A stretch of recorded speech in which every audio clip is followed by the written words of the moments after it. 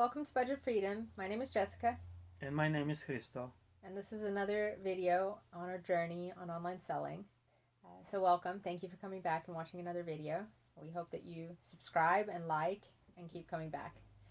So, we left off talking about our first sale Yes. and how you weren't supporting me.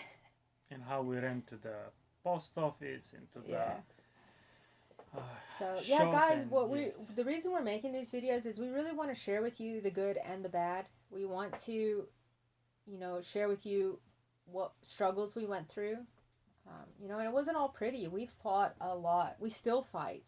I mean, we're getting better at it, but we are husband and wife, which is always a complication. But then there's also still just the stress of running the business. We do homeschool our kids, so that's another stress. It just, trying to get everything done in a day, Yeah. with different personalities. So we want to share all that with you. We hope that you like it. We hope that it's of use and of interest to you. And if not, I'm sorry. And I hope you like some of the other more technical videos that we're going to make. We are going to make different videos that are more specific, only how to do this and how to do costing and how to, to do different things specifically for your business. But these journey videos are a combination of tips and also our story. So that's what we're here to share with you. Right. Right. Yeah. So yeah, guys and women, should I say, if you have a husband like mine, that goes through a really hard time and is unable to do the job and bring in the money for whatever reason for a period of time. Obviously, I'm not going to tell anybody what to do. It's your marriage and it's your life, but I would recommend not giving up. Our vows are for better or for worse. And, that's how I looked at it. I wasn't happy. I wanted to be a stay-at-home mom. I wanted to just focus on my babies and bake cookies and take them to the park and color, and do all the mom things. That's all I wanted to do. I had no interest in starting my own business, to be quite honest. But when I started, I really started to like it and to see a future, and more importantly, a future that I could hopefully pass on to my children to make their lives better so that they wouldn't be in the same position that we were in. I think that's a lot of the reason Yeah, we're doing. that I did it, Um, and then obviously, yeah, it's like a baby. The more you work on it and grow it, the more you invest in it, the more you get attached to it, and you want to see it succeed. You want to see it grow up and go to college and be a successful adult. So I did get really attached to it, and obviously enjoyed working at home because even though I was working, I was around my children more, which was definitely better for me. Again, that's really hard, really hard. If I had to do it all over now, I don't know if I would be able to really redo the kids all by myself again. I would definitely look into trying to get some help with the kids. I'll put it to you this way. It would have been better if I had even arranged for someone to watch the kids for 3 or 4 hours and let me just sit down and do a solid 3 or 4 hours worth of work uninterrupted than trying to do the work at the same time as feeding the kids and watching the kids. Because every time you get out of a thought and then you have to get back into it, it takes time. So over the 7 hours that you're doing work in the day with the kids, you're really only doing 3 or 4 hours. Right? Yeah. So at the end of the day, I think it's better if you can at all, for your sanity, for your family's sanity, for everybody's peace and happiness, if there's any way possible that you can arrange to have someone help you out, even 2-3 hours, so that you can just get some quality work done, then go ahead and do that. But if you were in the situation like me where there was nobody to help, and I mean, I was thrown in the deep end. My mom is dead. My dad is in another country. His parents are not interested in helping. Yeah. So, I have a lot of sisters, but they're also in other countries, and it's not possible for them to help. So if you're in one of those situations, which most of the people are in the world, I think, you don't have money to hire a babysitter, first of all. I mean, if you had enough money, you probably wouldn't be trying to start an online business.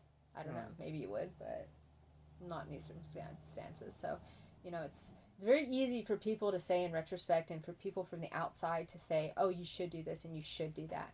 They don't understand your situation.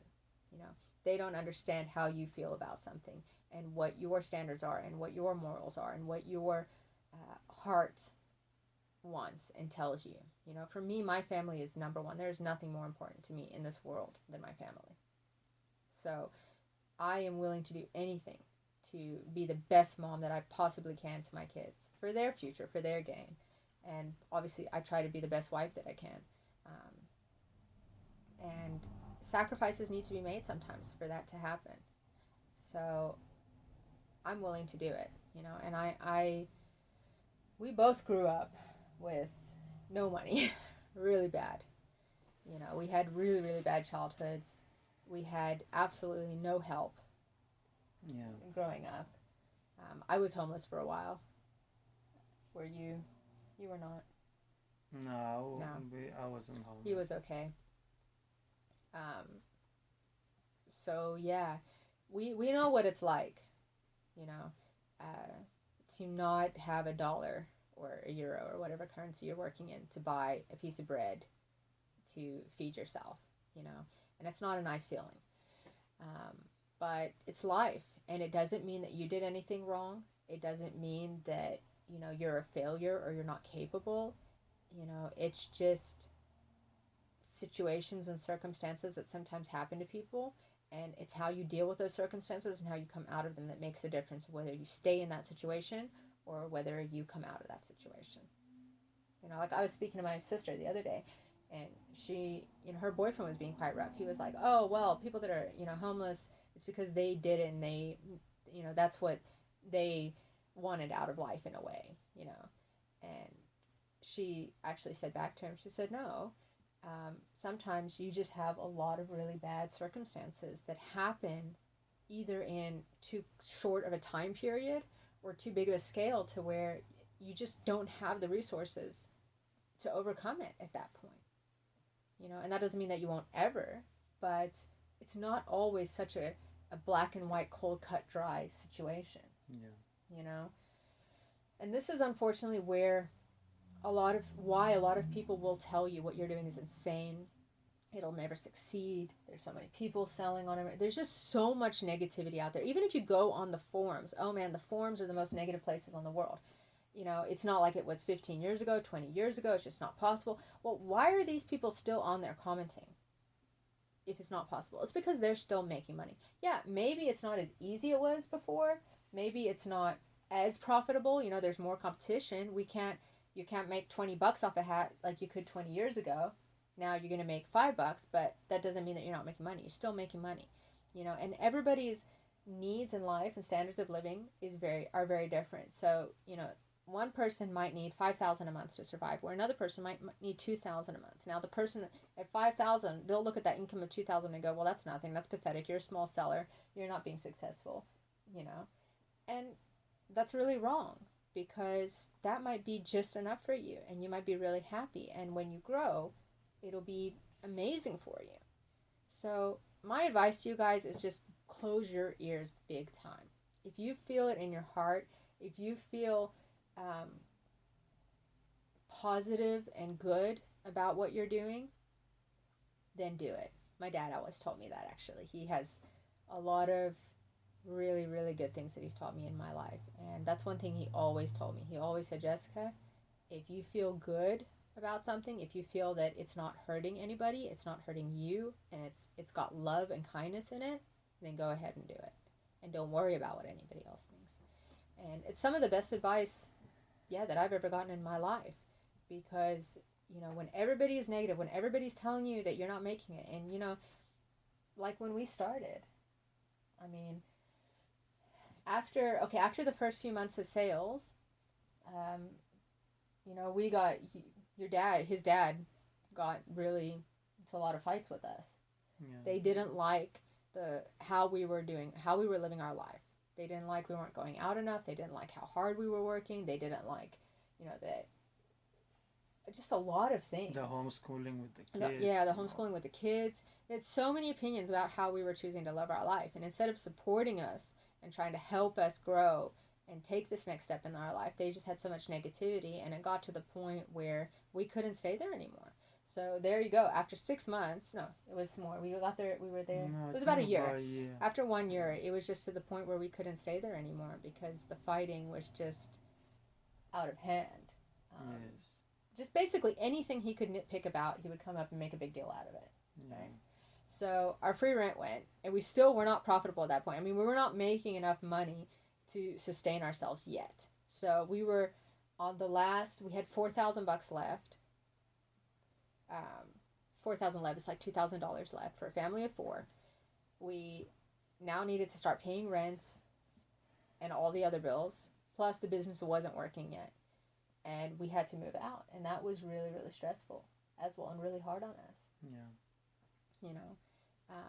But I didn't want to give up because I saw the potential, and like I said, I felt good about it.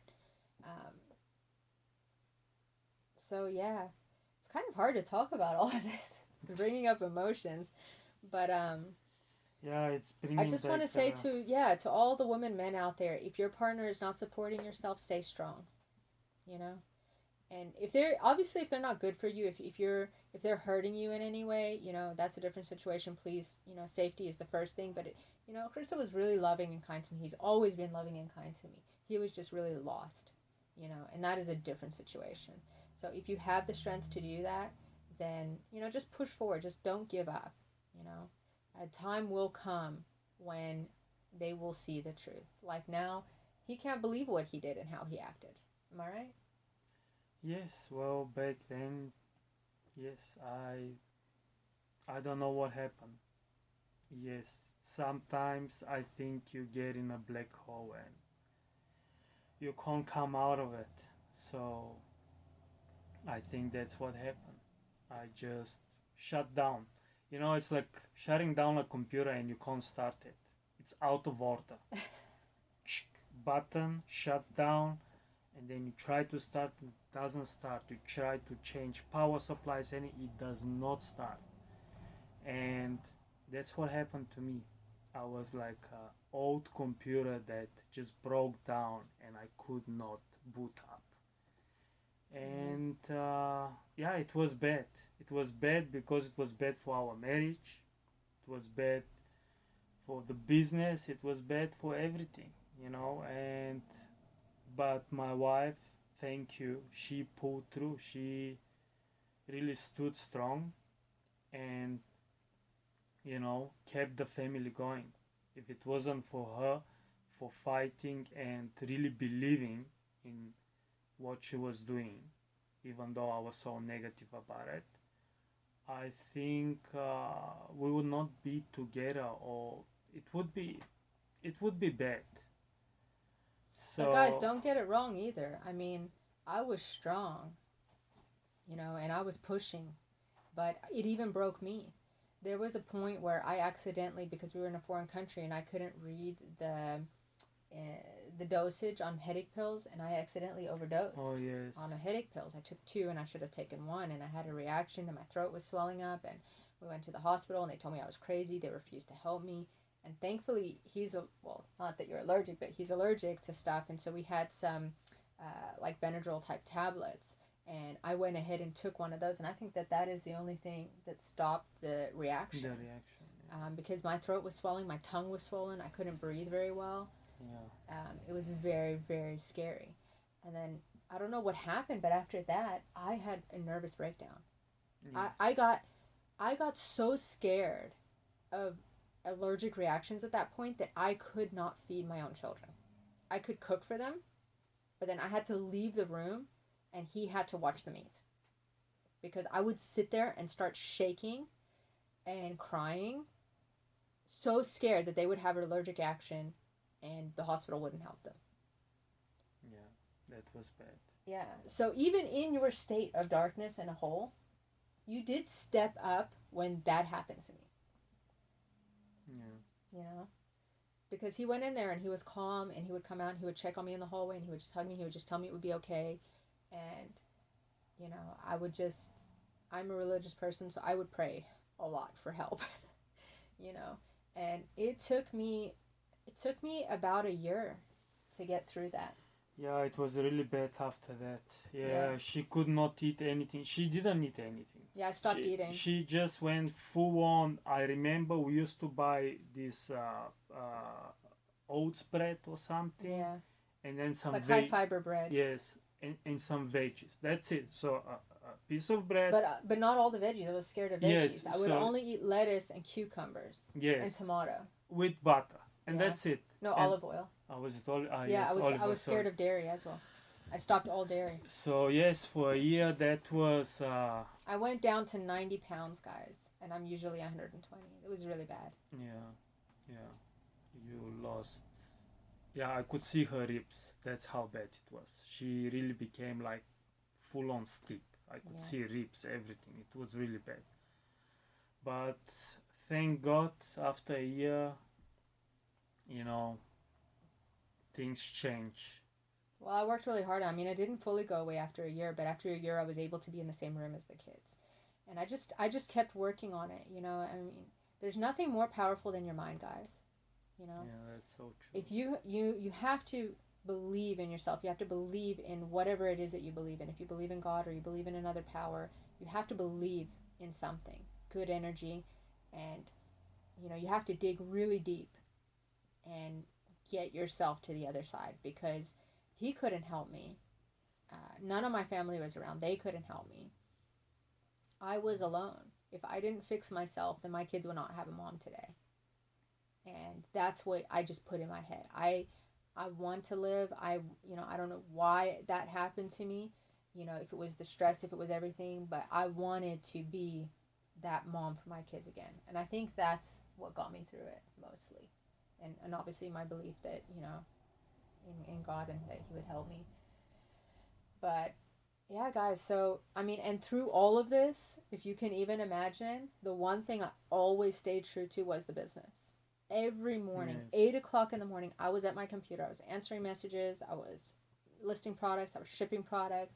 I was running the business and taking care of the kids. That's all I did to stay sane. You know? So, yeah, guys, I mean, I sincerely hope that nobody else goes through this extreme situation that we went through. But if you're even close to it, I just want to give you hope out there that you can do it. There is always a way to come out to the other end.